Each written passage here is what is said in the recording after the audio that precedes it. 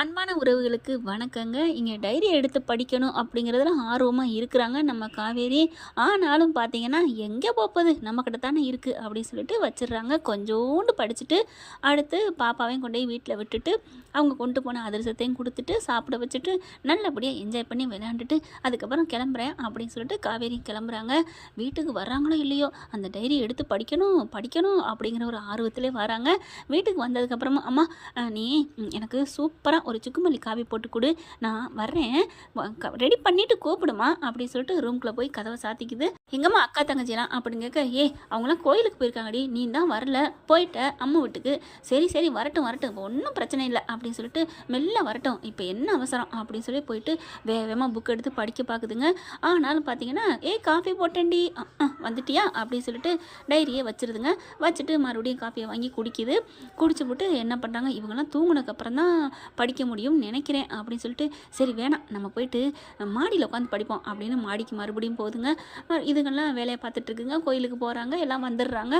வந்தாலும் இவங்க என்ன பண்ணுறாங்க, மேலே உட்காந்துட்டு படிக்கிறாங்க படிக்கிறாங்க படிக்கிறாங்க. ஒவ்வொன்றும் படிக்க படிக்க உயிரே போகுது.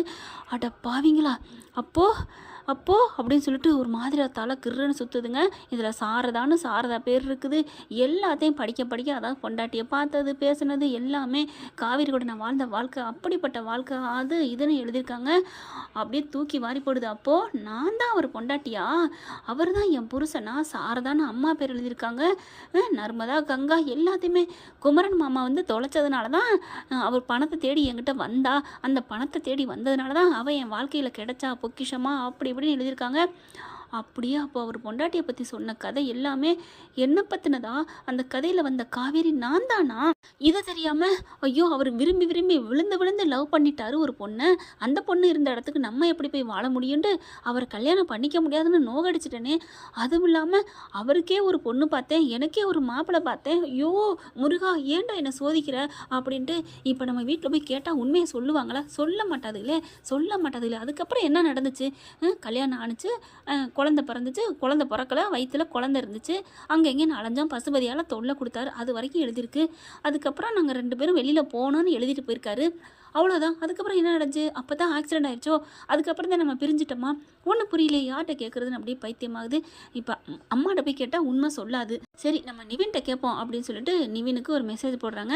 நிவின் ப்ளீஸ் மாடிக்கு வாங்க அப்படின்னு சொல்லி மெசேஜ் போட இவர் வெளியே நின்றுட்டு மெசேஜை பார்க்குறாரு. என்ன மாடிக்கு காவேரி வர சொல்லியிருக்கா அப்படிங்கிற இதுங்கெல்லாம் ஆர்வமாக விளையாண்டுக்கிட்டு இருக்குதுங்க பிள்ளைய வச்சுக்கிட்டு. சரி நம்ம போய் என்னன்னு கேட்போம் அப்படின்னு மாடிக்கு போகிறாங்க. போயிட்டு காவேரி என்ன பண்ணுறாங்க, அப்படியே ஒரு மாதிரி நிற்கிறாங்க. என்ன காவேரி, என்ன என்ன மேலே வர சொன்னேன் அப்படின்னு கேட்க, ஒன்றும் இல்லை, உங்ககிட்ட ஒன்று கேட்டு தெரிஞ்சுக்கலான்னு தான். என்ன, எதை பற்றி அப்படின்னு சொல்ல, ஒன்றும் இல்லை, ஒரு விஷயம், நான் விஜய் வீட்டுக்கு போயிட்டு வந்தேன், அப்போ தாத்தா ஒரு விஷயம் சொன்னார் அப்படின்னு சொல்ல, தாத்தா சொன்னாரா? என்ன சொன்னார்? ஒன்றும் இல்லை, விஜய்க்கு கல்யாணம் ஆகி குழந்தை இருந்து புள்ள இருந்து எல்லா கதையும் சொன்னார், எல்லாம் சொல்லிட்டாரு. அது யாரும் இல்லை, நான் தான் அவங்க பொண்டாட்டிங்கிறதையும் எல்லாத்தையுமே சொல்லிட்டாரு நிவின். ஐயோ அப்போ எல்லாம் தெரிஞ்சிருச்சா அப்படின்ட்டு. காவேரி அப்போ உனக்கு எல்லாமே தெரிஞ்சிருச்சா? ஆமாம் நிவின், எல்லாமே தெரிஞ்சிருச்சு, விஜய் தான் என் புருஷன் அப்படிங்கிறது எல்லாமே சொல்லிட்டாங்க அப்படின்னு சொல்ல அப்படியே ஆடி போகிறாரு. அப்படியே என்ன காவேரி எப்படி அப்படிங்கிற, இங்கே பாருங்கள், அதான் தெரியும்னு சொல்லல, உங்களுக்கு தெரிஞ்சதை நீங்கள் சொல்லுங்கள். அப்புறம் அந்த ஆக்சிடென்ட் நடந்துச்சு, அதுக்கப்புறம் என்ன நடந்துச்சு அதை சொல்லுங்கள் அப்படின்னு சொல்ல, ஏன் தாத்தா எல்லாத்தையும் சொல்லலையா? சொன்னது எனக்கு அங்கே ஒரே சவுண்டாக இருந்துச்சு, கேட்கல, அதனால தான் உங்களை கூப்பிட்டேன். நீங்கள் மட்டும்தான் உண்மையை சொல்லுவீங்க, இங்கே இருக்க அம்மா வேறு அக்கா தங்கச்சி யாரும் உண்மையை சொல்ல மாட்டாங்க, ப்ளீஸ் நிவி உண்மையை சொல்கிறீங்களா அப்படின்னு சொன்னோன்னே காவேரிக்கு தான் தெரிஞ்சிருச்சு அப்படின்ட்டு.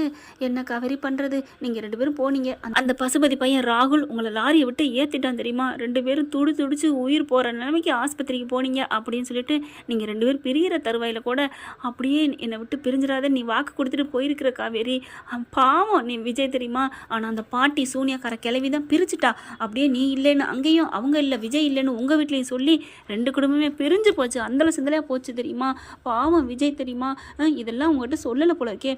குழந்தையும் வாங்கிட்டு விட்டாங்க, அந்த குழந்தைக்காக அவர் உயிர் வாழ்ந்திருக்காரு, அது தெரியுமா அப்படி இப்படிங்கிறாங்க. அப்போ நீங்கள் ஏன் கான்டாக்டில் இல்லை அப்படின்னு காவேரி கேட்க, என்ன பண்ணுறது, அங்கே இல்லையே, அந்த வீட்டில் அவர் இருந்தாலும் நான் கேட்க முடியும் பார்க்க முடியும், நம்பரையும் க்ளோஸ் பண்ணிட்டாங்க, ஃபோன் நம்பரும் இல்லை அப்படி இப்படின்னு எல்லாத்தையும் சொல்லி முடிக்கிறாரு. பாவம் தெரியுமா, இப்போ வரைக்கும் என் பொண்டாட்டி பாவம்னு சொல்லிக்கிட்டு இருக்கா. உன் மேலே உயிராக இருக்கார் தெரியுமா, அவளே எனக்கு பொண்ணு பார்க்குறா, மாப்பிள்ளை பார்க்க வேண்டிய நிலைமை அவளுக்கு எந்த உலகத்தில் எவனுக்குமே இருக்கக்கூடாது. கட்டின பொண்டாட்டிக்கு மாப்பிள்ளை பார்க்குறதும் கட்டின புருஷனுக்கு பொண்ணு பார்க்குறதும் பாவம் தெரியுமா, என் பொண்டாட்டி பாவம், என் செல்லம், என் தங்கம்னு அப்படியே உன்னை பற்றியே தான் சொல்லிக்கிட்டு இருந்தார் தெரியுமா அப்படின்னு சொல்லிட்டு இருக்கல. அப்படியே அழுகுறாங்க. என் மேலே அவ்வளோ உயிராக அவருக்கு அப்படின்ட்டு. ஆமாம் காவேரி அப்படிங்கிறாங்க. சரி இதெல்லாம் தாத்தா சொல்லலையா அவங்ககிட்ட அப்படிங்கல. என்கிட்ட சொல்லலை, யாருமே சொல்லலை. ஏன் சொல்லலை அப்படிங்கல. சொல்லியிருப்பாங்க, டாக்டர் தான் உனக்கு ஏதாவது ஆயிடக்கூடாதுன்னு தான் சொல்லலை அப்படின்னு சொல்ல. அப்படின்னா அவங்க சொன்னால் விட்டுலாமா, இப்போ இந்த எனக்கு எல்லாம் தெரிஞ்சிருச்சு, இப்போ எனக்கு ஏதாவது ஆயிடுச்சா, நான் நல்லா தானே நிற்கிறேன். இல்லை காவேரி, இப்போ உனக்கு நல்லா ஆயிடுச்சு அதுக்காண்டி அப்படிங்கல. இங்கே பாருங்க ஒன்று நிவின் நில்லுங்க அப்படிங்கல. என்ன காவேரி, இதை கேட்க தான் கூப்பிட்டியா, நான் கீழே போகிறேனே, ஏன் என்ன பயமாக இருக்கா அப்படின்னு சொல்ல. சேச்சா எனக்கே பயம் இல்லை, நான் உன்ட்ட ஒன்று சொல்லணுக்கா விஜய் நிவின் அப்படிங்கிறாங்க. என்ன காவேரி சொல்லு அப்படிங்கல. தாத்தா என்கிட்ட இந்த விஷயத்த சொல்லலை அப்படின்னு சொன்னேன். தாத்தா சொல்லலையா, அப்புறம் எப்படி தெரியும் அப்படின்னு கேட்க, நீங்கள் தான் இப்போ சொன்னீங்க, நான் எல்லா உண்மையும் உளறிட்டேனா அப்படின்னு கேட்க, நீங்கள் உளராட்டியும் நான் வீட்டில் கேட்டிருப்பேன் தான், ஆனாலும் டீட்டெயில்ஸ் தெரிஞ்சுக்கிறக்காக தான் உங்களை இங்கே கூப்பிட்டு வச்சு கேட்டேன். அப்புறம் எப்படி தெரியும் காவேரி அப்படிங்கிற டைரி எடுத்து காமிக்கிறாங்க. அப்படியே ஆடி போகிறாரு. இந்த டைரி மூலமாக தான் தெரிஞ்சுக்கிட்டியா, அப்போ நான் தான் மீதி இதை உளர்னேனா, சாரி காவேரி, ஐயோ அவங்க பார்த்துருந்தாலாவது எப்படியும் சமாளிச்சிருப்பாங்க. சமாளிக்க முடியாது நிவின், இங்கே சாரதா, யமுனா, கங்கா எல்லா பேரும் எழுதி வச்சிருக்காரு தெளிவாக அப்படின்னு சொல்லிட்டு. ஆனால் பாவம்ல விஜய் நான் கோவிக்கிறதா இல்லை திட்டுறதான்னு தெரியல, பாவம் அவர் என்னையே நினச்சி வாழ்ந்திருக்காருல்ல அப்படின்னு சொல்ல. ஆமாம் காவேரி, நீ அவரை கல்யாணம் பண்ணிக்க. என்னது கல்யாணம் பண்ணிக்கவா, ஆல்ரெடி தான் கல்யாணம் ஆயிடுச்சே நிவின், ஆயிடுச்சு, ஆனால் உன் கழுத்தில் தாலி இல்லையே அப்படிங்கல. பார்க்குறாங்க. இல்லை நான் அவர் என்ன நினைக்கிறாரு அவன்கிட்ட சொல்லியிருப்பாரே சொல்லுங்க அப்படிங்கல. என் பொண்டாட்டி என்னை மனசார முழுசாக புரிஞ்சு ஏற்றுக்கணும். பழைய நினைவு வருதோ இல்லையோ, அவள் என்னை முழுசாக ஏற்றுக்கிட்டதுக்கு அப்புறம் தான் நாங்கள் 2 பேரும் பொண்டாட்டி புருஷனாக ஆகிறதும் அவள் நான் சந்தோஷமாக வாழ வைக்கிறதும். அதுக்கப்புறம் தான், அது வரைக்கும் அவள் என் குழந்தையாக நான் வாழ்ந்துக்கிடுவேன். அவளை நான் மூத்த பிள்ளையாக தான் நினச்சி வாழ்ந்தேன் இது வரைக்கும். அன்றைக்கே நாங்கள் சொல்லியிருக்கிறோம், அவள் எனக்கு மூத்த பொண்ணுன்னு தான் நான் சொல்லிக்கிட்டு தான் வாழ்ந்தோம். என் பொண்டாட்டி மாதிரி இந்த உலகத்தில் யாருமே இல்லை நிவின், அவள் கூட தான் எனக்கு வாழ்க்கை, அவள் என்ன வேணாலும் என்னை பண்ணிட்டு போட்டோம் அப்படின்னு சொல்லிட்டு இருக்காரு தெரியுமா அப்படின்னு சொன்னோன்னே அப்படியே ஆடி போகிறாங்க.